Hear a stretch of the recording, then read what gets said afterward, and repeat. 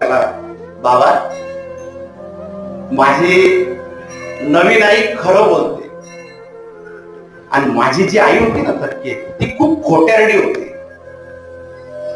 बापाला आनंद आला की चला याची नवीन आई खरं तर बोलते, म्हणून त्याने इतकंच विचारलं, बाळा तू कसं काय सांगतो आई ही खरं बोलते, तुझी पहिली आई खोटं बोलते, ती खोट्यारडी आहे. बाबा ही आई आहे ना, मी मस्ती करत असतो बाहेर असतो तेव्हा मला ती आवाज देते, जर तू आत्ताच्या आत्ता घरामध्ये नाही आला तर तुला आज मी जेवण देणार नाही, मी तुला मारेन.